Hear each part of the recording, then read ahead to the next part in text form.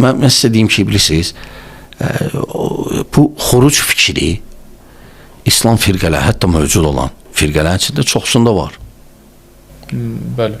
Demək olar ki, sələfilərdən başqa. Çünki siz daha çox İmam Əhmədin Yox. İmam Əhməd çünki qəti şəkildə qadağan idi. Yox. Biz İmam Əhmədə bağlı deyilik, o səhv fikirdir. Mən demirəm bağlısınız, amma əsas Yox. qəbul elədiyiniz kitablardan biri Yox. İmam Əhməddir. Yox. İmam Əhməd Xeyr. Xeyr. Vahabın kitabını qəbul edirsiniz Muhammed. Məhəmmədin kitabını qəbul edirik, necə ki İmam Əhmədin, necə ki başqalarının. Aysa. Maraqlıdır ki, o hakimə qarşı çıxmışdı. Hakimə qarşı çıxmamışdı o. Osmanlı hakim deyildi. Çıxmamışdı o. Osmanlı hakim deyildi. Hakim idi, lakin Mən sizə indi Osmanlı tarixçi kimi Osmanlı mənbələrində onun haqqında rapor aydındır. Lakin o yerdə ki yaşayırdı, Osmanlılar orada var idi. Əlbəttə var idi. Yox idi. Əgər orada bir dənə Osmanlı komandanı varsa, deməli Osmanlı. Yox idi Osmanlılar, tərk eləmişdilər oranı. Oranı Osmanlılar çəkilmişdilər Misrə.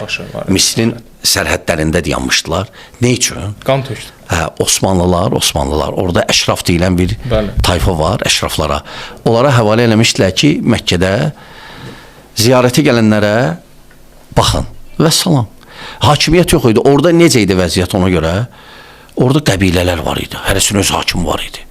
Və o qəbilələr də bir-birlərinə döyüşürlər. O haradaydı Osmanlı? Yox idi Osmanlı orada.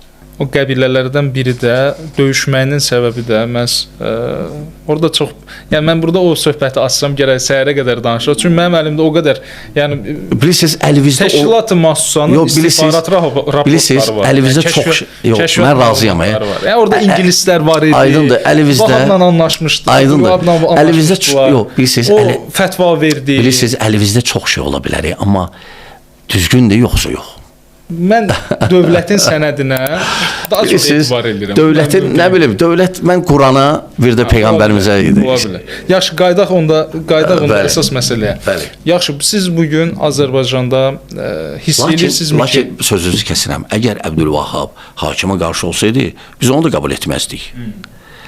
Qəbul edirik, niyə? Çünki onun, bilirsiniz, hakimə qarşı çıxanda kitablarında da bilinməlidir.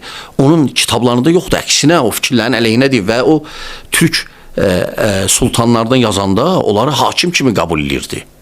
Bəli.